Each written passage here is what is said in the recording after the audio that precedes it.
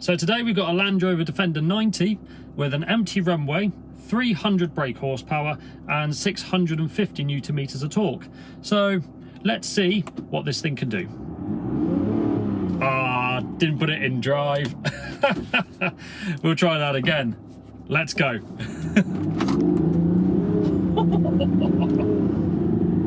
This is quick.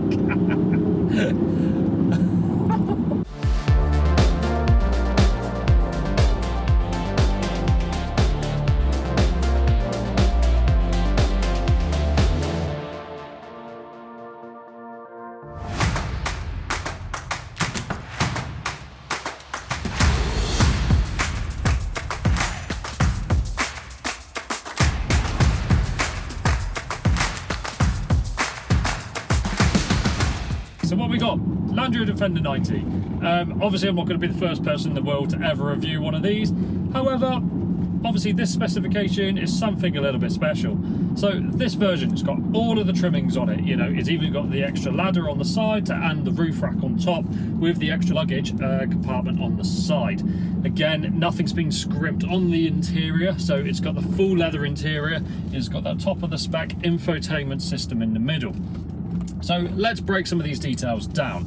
So let's start with the interior. So the leather interior, it's really robust, it's tough, and you can tell that this is really the modern version. That's been designed, well, to last the next era of the Land Rover Defender. So the interior, it's really, as I said, it's rough and tough, and just it's made to last. Okay, it's a little bit more plush than the original Defender, but you know, we're in the modern world, things are moving on, things are going to be changing. So as I said, with the inside of the steering wheel, it's got a very nice grippy texture to it, but obviously on the outside it's got a nice leather as well.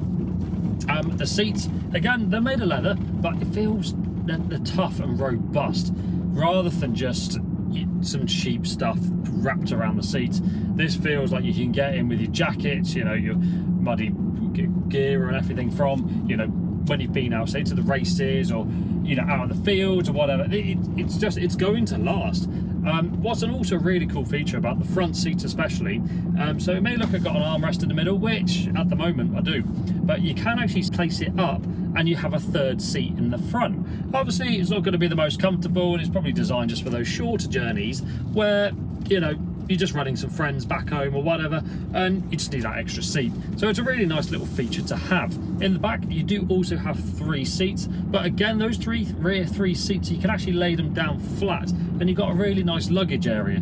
Yes, this is the Defender 90, so this is the shorter wheelbase version, and they do another version called the 110, which is longer again. So considering how short the wheelbase is, you actually do have a really good amount of storage in the back. And again, with this version, on the top, you've also got that luggage rack. The previous owner, I'm led to believe, did have a roof tent on it as well. So it's really kitted out just to go on all of those adventures wherever you are. So infotainment, what do we have? So we've got a really nice screen in the middle here, but the screen actually has a very slight curvature to it, which might sound a bit odd, but it stops those reflections and everything else, especially on a day like today with the sun. Any of those reflections, so you can clearly see the screen. And actually the screen's got a really good resolution to it, and it flows really nicely as well. It's not clunky, it's not sluggish, it really is well designed, actually, to be honest. And then that screen also kind of carries on to the dashboard as well. So the dashboard in here is fully digitalized. At the moment I've got the little sat nav in the middle, but to be honest, we're on a runway in the middle of nowhere, so it's just a blank spot. Okay, so what is this like to drive? So the Defender 90 it's got similar characteristics to the original one, only in the way of it's to do with the short wheelbase.